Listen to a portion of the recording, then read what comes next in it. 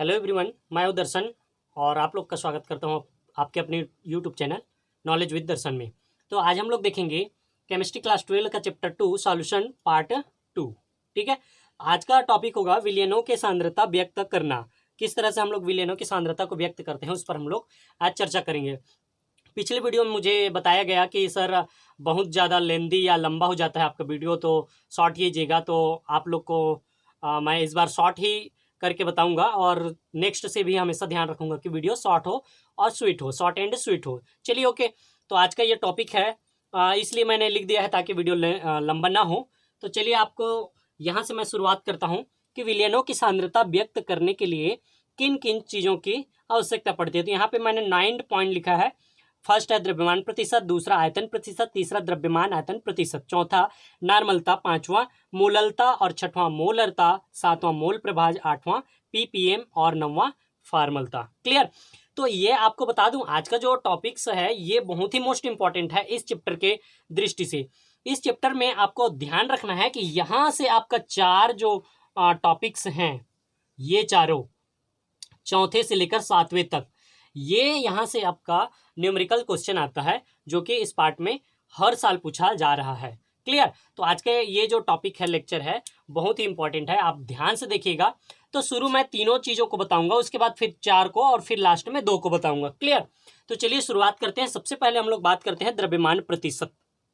तो आप लोग ध्यान रखना कि बिलियन की बात कर रहे हैं और विलयन में सांद्रता की बात कर रहे हैं, तो इस पर हम लोग थोड़ा सा वापस चर्चा करते हैं। यहाँ पे आप देखिए कोई भी जब विलयन बनता है तो उसमें दो या दो से अधिक चीजें मिला हुआ रहता है। तो जैसे यहाँ पे मैंने लिया वाटर और दूसरा लिया शुगर। वाटर को हम लोग विलायक बोलेंगे और शुगर को हम लोग विलेय बोलेंगे। विलायक यानी सॉल्वेंट और विलेय यानी कि सॉलिड। क्लियर? और दोनों मिलकर क्या बन जाते हैं? सॉल्यूशन बन जाते हैं।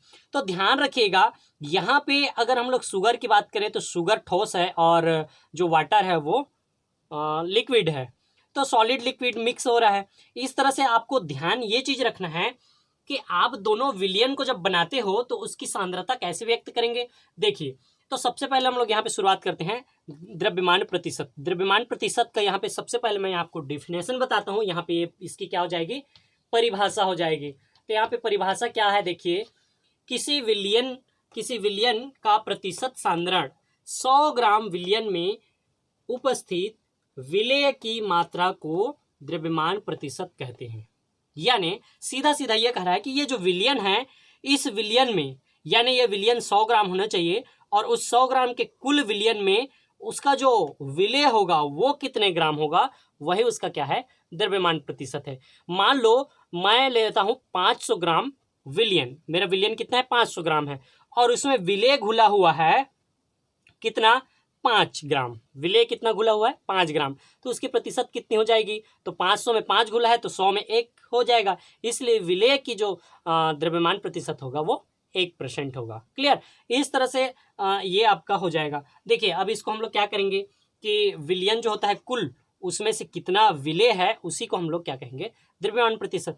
तो चलिए देखते हैं इसमें। ये हो जाएगा द्रव्यमान प्रतिशत सांद्रण का फार्मूला या सूत्र। तो विलयन में उपस्थित कुल अवयव का द्रव्यमान। तो यहाँ पर विलयन में उपस्थित अवयव बोल देने से यहाँ पे ध्यान रखना, ये जो अवयव शब्द आता है ये विलेय के लिए होता है। स्पेशली किसके लिए होता है? विलेय का। तो ऊपर में जो भी होगा या जो भी आप अवयव ले लो, अवयव में आपका विलेय हो गया, आपका विलायक हो गया, तो जिसका भी आप निकालना चाहो उसका, और नीचे में विलयन का कुल द्रव्यमान को रखना है। यानी ऊपर में आप जिसका निकालोगे उसका और नीचे में कुल विलयन का। ठीक है? तो इसको आप इस तरह से भी लिख सकते हो, द्रव्यमान प्रतिशत equal to W/W plus W into 100। ये 100% निकालते हैं इसलिए करते हैं मल्टीप्लाई। तो ये W मैं 3 बार क्यों लिखा हूं? तो ध्यान दीजिए, यहाँ पे अगर हम लोग इसको ले तो ये वेट, W का मतलब है वेट। W का मतलब क्या है? वेट। तो वेट हो गया, तो जिसका निकालोगे उसका वेट। और नीचे में 2 क्यों लिखा हूं? क्योंकि एक होगा विलायक का और एक होगा विलेय का। तो WA प्लस WB यानी वेट ऑफ सॉल्वेंट और वेट ऑफ सॉल्यूट, यानी विलेय का द्रव्यमान और विलायक का द्रव्यमान और विलायक का दोनों का। क्लियर? ऊपर में क्या रहेगा? जिसका आप निकालोगे, विलेय का निकालोगे तो बी लिखोगे और विलायक का निकालोगे तो ए लिखोगे। क्लियर? तो चलिए एक एग्जांपल देखते हैं हम लोग। 90 ग्राम जल में 10 ग्राम नमक घोला गया है। 90 ग्राम जल में 10 ग्राम क्या घोला गया? नमक घोला गया। तो विलयन की प्रतिशत सांद्रता ज्ञात कीजिए। देखिए, तो आपको किसकी निकालना है? 10 ग्राम नमक की। तो यहाँ पे ध्यान दो, नमक हमारा क्या है? विलय। तो इस परिभाषा में मैं क्या रख दूंगा? यहाँ पे बी रख दूंगा। अब देखो बी का कितना है? बी का है यहाँ पे, आगे हम लोग इसको लिखेंगे जब, तो डब्ल्यू बी यानी कि 10 ग्राम है। क्लियर? ये हो गया 10 ग्राम। नीचे में आपको क्या लिखना है? दोनों का मिलाकर। तो हम लोग बी का फिर से जान रहे हैं, नीचे में इसका कितना होगा? 10, और यहाँ पे प्लस कर दो, प्लस का प्लस, और ए आपका कितना है? 90। ए आपका कितना है? 90। तो ये हो गया इस तरह से। तो यहाँ पे 90 प्लस 10, और यहाँ पे गुणा क्या करते हैं? 100। तो यहाँ पे 90 और 10 कितना हो जाएगा? 100, और 100 से 100 कैंसिल हो जाएगा, तो बचेगा कितना? 10। यानी इस प्रश्न का आंसर जो होगा वो कितना होगा? 10 ग्राम ही होगा। क्लियर? यानी इस प्रश्न में द्रव्यमान प्रतिशत की मात्रा जो होगी विलेय का, वो कितना होगा? 10%। क्लियर? और इसी में पूछ देता है कि विलायक का द्रव्यमान प्रतिशत या द्रव्यमान सांद्रता कितना होगा। तो विलायक का ऐसे अपोजिट करते, ऊपर में 90 रखते हैं और नीचे में 90 प्लस 10, तो इसका कितना आ जाता? 90 आ जाता। क्लियर? तो आप लोग को ये ध्यान रखना है कि द्रव्यमान प्रतिशत का मतलब उसमें कितने विलेय की मात्रा है, वो भी ग्राम में। क्लियर? तो चलिए यहाँ पे ध्यान देते हैं। दूसरा एक और एग्जांपल है। 20 ग्राम कास्टिक सोडा 480 ग्राम जल में घोला गया है, तो विलयन की सांद्रता प्रतिशत सांद्रता ज्ञात कीजिए। तो यहाँ पर देखिए 20 लेना है हमको। कितना घोला गया है? 20 ग्राम। कितने में घोला गया है? 480 में। तो ये ऊपर में 20 रहेगा और 480 उसका विलायक, प्लस इसमें दोनों को नीचे में दो जितना भी होते हैं सबका जोड़ते हैं, तो यहाँ पे 480 इसका आपका जल और 20 ग्राम आपका कास्टिक सोडा, ये, और ऊपर में कितना रहेगा? विलेय का केवल। यहाँ पे 100 का मल्टीप्लाई कर देंगे, तो ये हो जाएगा 480, और ये कुल मिलाकर कितना हो गया? 500 हो गया। 500 से 100 को डिवाइड करेंगे तो 5 आएगा। यहाँ से यहाँ कट जाएगा, बचा 5, तो 5 चौक 20, यानी इसका कितना आ जाएगा? 4%। कितना आ जाएगा इसका आंसर? 4%। क्लियर? दूसरे क्वेश्चन का आंसर कितना आ जाएगा? 4%। पहले का कितना आया था? 10%। पहले का कितना आया था? 10%। क्लियर? तो ये आप ध्यान दीजिए, इस तरह से आपका होगा। वीडियो को लंबा नहीं करना चाहता मैं।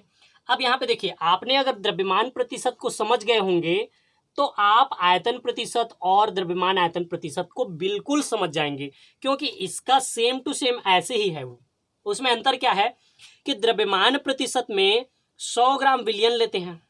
कितना लेते हैं? 100 ग्राम विलयन। और 100 ग्राम विलयन में कितने ग्राम विलेय घुला है, वो उसका क्या हो गया? द्रव्यमान प्रतिशत। ध्यान दीजिए, तीनों में क्या है? यहाँ पे देखो 100 ग्राम का क्या लेंगे हम लोग? कुल विलयन लेंगे, यानी विलयन 100 ग्राम विलयन है, तो उसमें कितना ग्राम, तो कितना ग्राम को मैं क्या लिखूं? क्वेश्चन मार्क का। कितना ग्राम विलेय की मात्रा। ठीक है, चलो थोड़ा सा मैं इसको कहीं पे और पे लिख देता हूं ताकि आपको अच्छे समझ में आए। देखो 100 ग्राम विलयन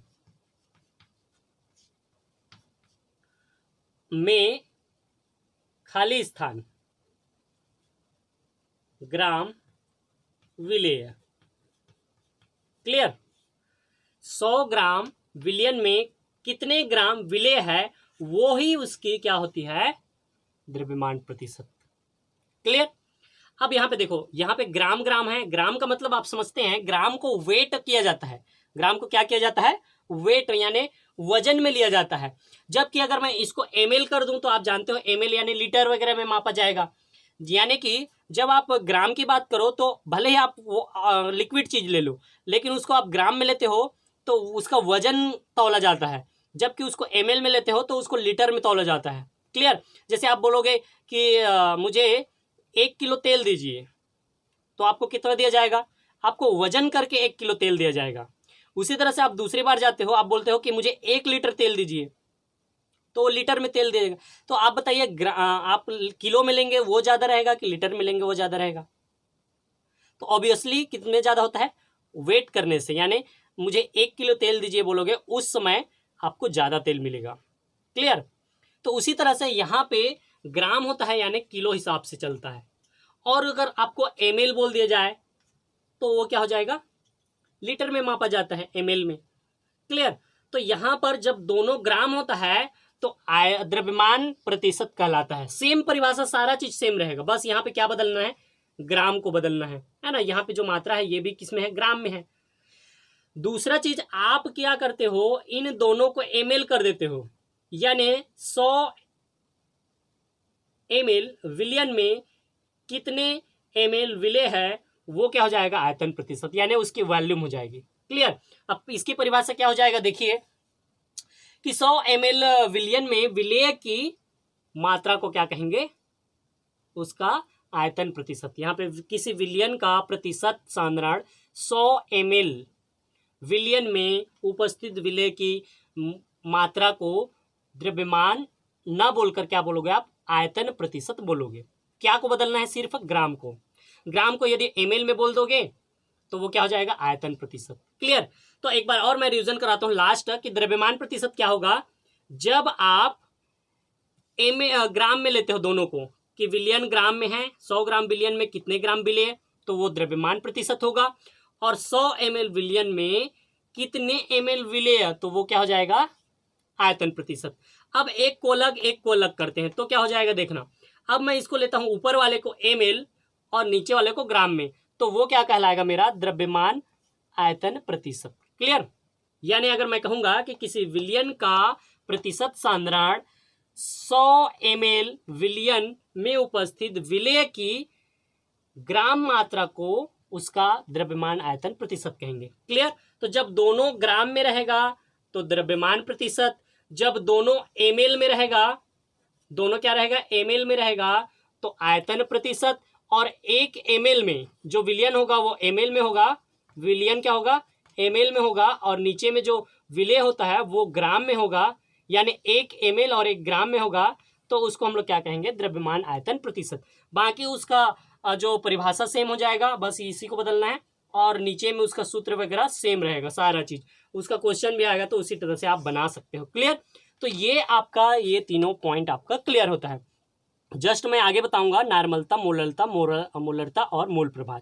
क्लियर। तो चलिए हम लोग देखते हैं नेक्स्ट।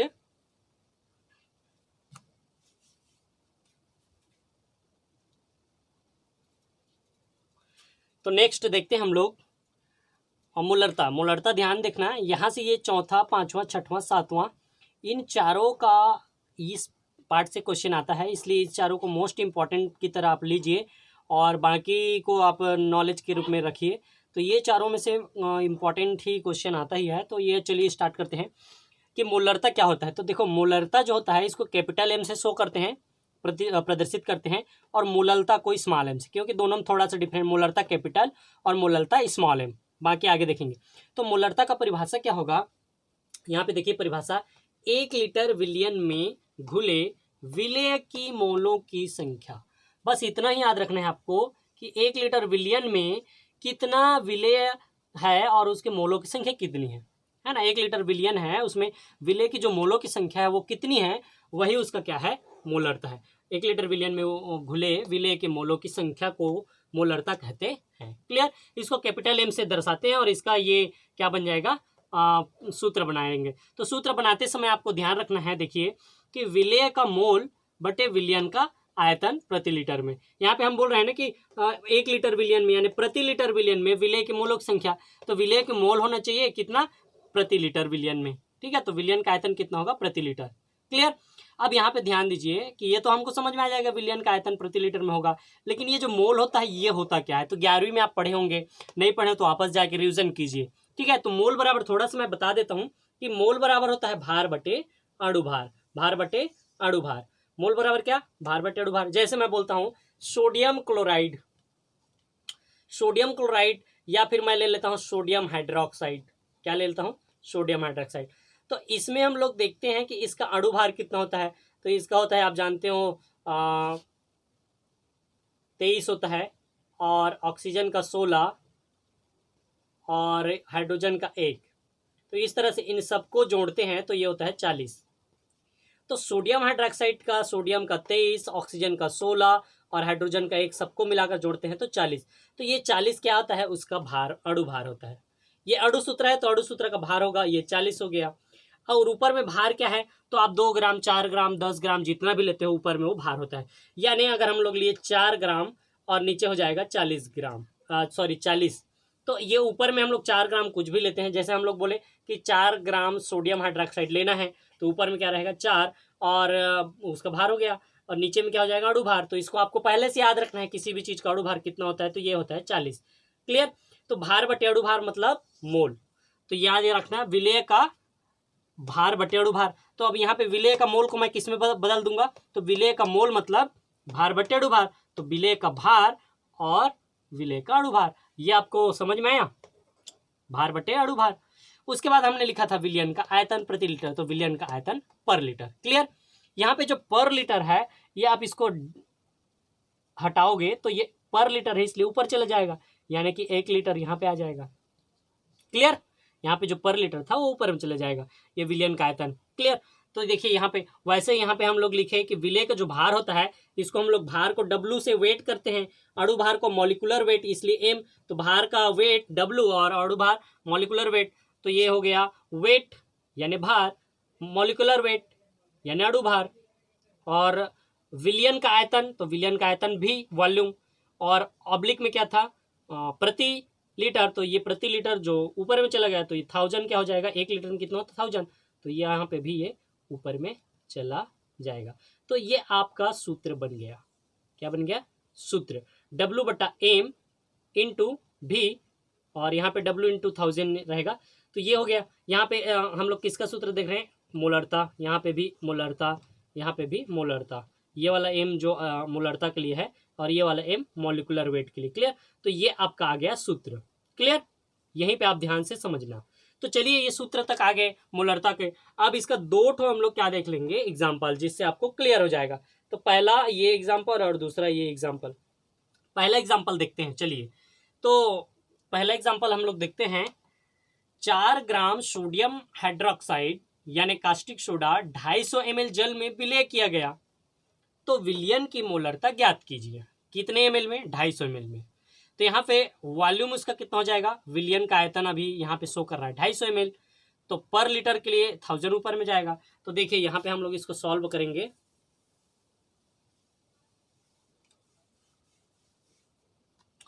यहाँ पे हम लोग एम लिखेंगे, ये हो गया एम। क्लियर। और डब्ल्यू क्या है, तो एम बराबर डब्ल्यू, डब्ल्यू यानी वेट, तो कितना ग्राम लिया गया 4 ग्राम, कितना ग्राम 4, तो यहाँ पे हो जाएगा 4 और इंटू 1000, और एम नीचे में एम रखे तो एम का क्या हो जाएगा, एम का हो जाएगा इसका सोडियम हाइड्रोक्साइड का जो मॉलिक्यूलर वेट होता है, अभी अभी बताया था मैंने 40 होता है।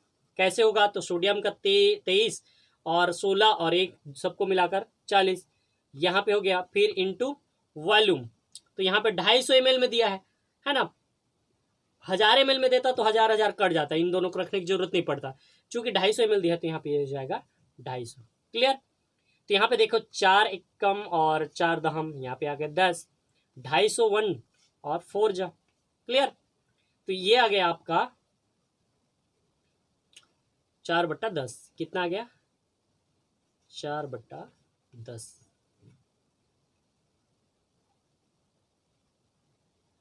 क्लियर।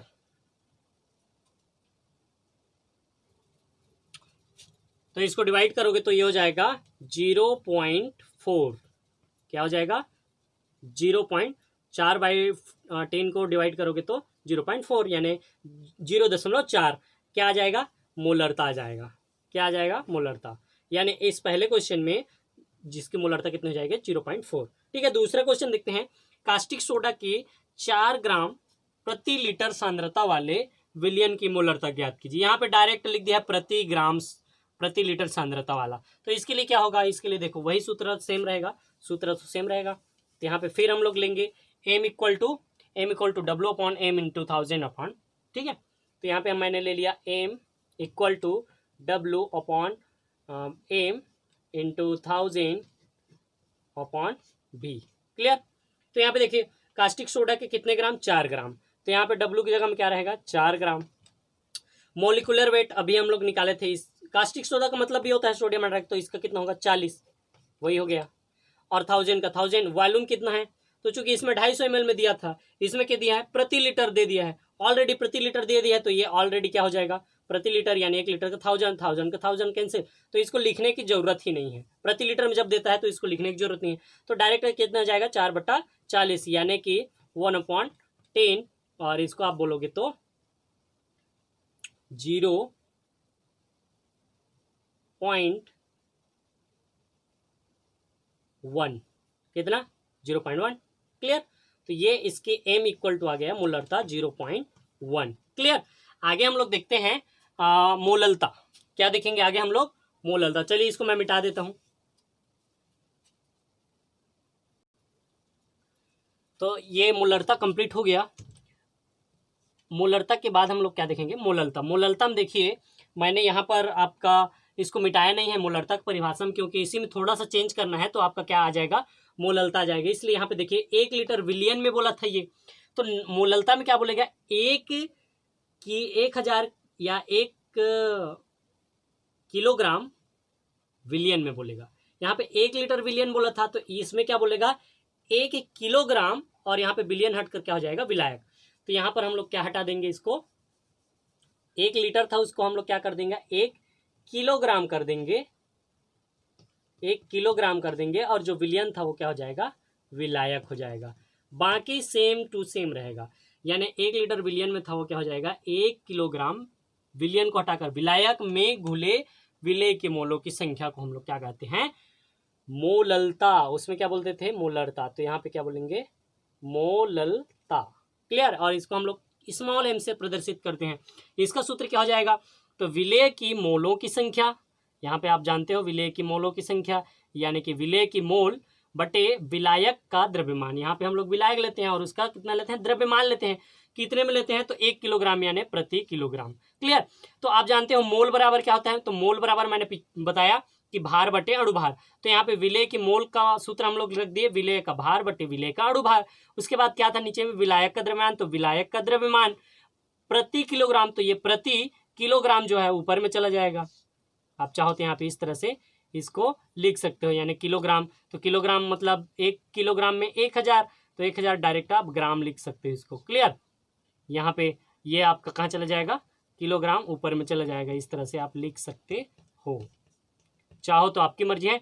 यहाँ पे क्या हो जाएगा, तो विलेय का भार वेट ऑफ विलेय, विलेय का अणुभार मॉलिक्यूलर वेट बटा विलायक का द्रव्यमान, तो विलायक का वेट द्रव्यमान ए इसलिए डाला हूं क्योंकि विलायक का ए लिखते हैं, अगर विलेय होता तो बी लिखते, तो वेट ऑफ विलायक यानी सॉल्वेंट, और यहाँ पे ऊपर में 1000 ये। तो इस तरह से आपका ये सूत्र बन गया। क्लियर, अब इसके लिए हम लोग एग्जाम्पल देखते हैं, समझ में आ रहा है। तो अब देखो इसमें कुछ नहीं था, उसमें विलियन था, विलियन में घुले, और इसमें विलायक में घुले, बाकी कुछ नहीं है। उसमें 1 लीटर में था, इसमें 1 किलोग्राम में है। क्लियर, तो उसको मोलरता कहते थे, इसको मोललता कहते हैं, इसको उसको कैपिटल एम से और इसको स्मॉल एम से। तो चलिए उदाहरण देखते हैं। 100 ग्राम विलियन में 10 ग्राम क्या यूरिया विलेय है। देखो कुल मिलाकर विलियन है 100 ग्राम, उसमें 10 ग्राम क्या है यूरिया है। तो इस विलियन में से आपको 10 ग्राम यूरिया विलेय मिल गया, तो विलायक कितना ग्राम है, तो 100 में से 10 जाएगा तो विलायक हमारा बचेगा 9 ग्राम। तो सबसे पहले हमारा जो विलायक है वो कितना है, यहाँ से निकाल लो आप 90 ग्राम हमारा क्या है विलायक है, क्या है 90 ग्राम विलायक। यहाँ समझ में आया। तो 100 ग्राम विलियन में 10 ग्राम यूरिया विलेय है, तो विलियन की मोललता ज्ञात कीजिए। तो 90 ग्राम विलायक और 10 ग्राम विलेय दोनों मिलाकर 100 ग्राम विलियन। क्लियर, अब यहाँ पे दिया है यूरिया, तो अब सूत्र में हम लोग रखते हैं। तो सूत्र में देखिए स्मॉल m बराबर वेट ऑफ विलेय यानी विलेय का भार। तो विलेय का भार हम कितना लिए हैं 10 ग्राम, तो ये हो जाएगा W के स्थान पे 10, नीचे में हो जाएगा मॉलिक्यूलर वेट यानी अणुभार। तो यूरिया का सूत्र आप जानते हो ये होता है, यूरिया का सूत्र है, इसमें आप सबको जोड़ोगे, यहाँ पे हो जाएगा 14, यहाँ पे हो जाएगा 2, यहाँ पे हो जाएगा 12, यहाँ पे हो जाएगा 16, यहाँ पे हो जाएगा फिर से 14, यहाँ पे हो जाएगा फिर से 2, सबको जोड़ोगे तो आपका आएगा 60, यानी यूरिया का क्या आ जाता है मॉलिकुलर वेट अणु भार कितना आता है 60। क्लियर, तो ये यहाँ पे हम लोग लिख देंगे 60 इंटू WA। तो यहाँ पर देखिए 90 में है, कितने में है, क्योंकि विलायक कितना है, विलायक का 90 है, तो यहाँ पर हो जाएगा 90 और ऊपर में आपका 1000 का 1000। और इतने को सॉल्व करोगे तो जितना आएगा वो क्या हो जाएगा, जैसे देखो यहाँ पे 1 2 1 2 10 दम 100 और यहाँ पे हो जाएगा 100 बटा 9 छक्के 54। अब इतने को सॉल्व करोगे तो जो भी आएगा वो क्या हो जाएगा, इस विलयन की मोलरता। तो कैलकुलेट करके देख सकते हैं, तो कितना हो जाएगा, कैलकुलेशन करने के बाद हमको पता चलता है 1.54। क्लियर, ये आ गया इसकी मोलरता। तो वीडियो को बार बार देख सकते हैं और आप समझने का प्रयास करिएगा। जैसे इन तीनों में ज़्यादा कुछ अंतर नहीं था, वैसे ही मोलरता और मोलरता में ज़्यादा कुछ अंतर नहीं। इन तीनों को आप एक साथ समझिए और इन दोनों को आप एक साथ समझिए। बाकी नेक्स्ट वीडियो में देखेंगे, वीडियो ज़्यादा लंबा हो जाएगा। आप लोग 4 ठो बचा है, 5 ठो मैंने बताया, 4 हम लोग नेक्स्ट वीडियो में देखेंगे। तो इतना में आप अच्छे से देखिए, ध्यान से, और अच्छे से पढ़िए, घर में रहिए, सुरक्षित रहिए। ओके, सॉरी यहाँ पे ये हो जाएगा 85 हो जाएगा, ये आप कैलकुलेट करके देख लीजिएगा, 85 हो जाएगा। क्लियर, ये हो जाएगा 85। ओके।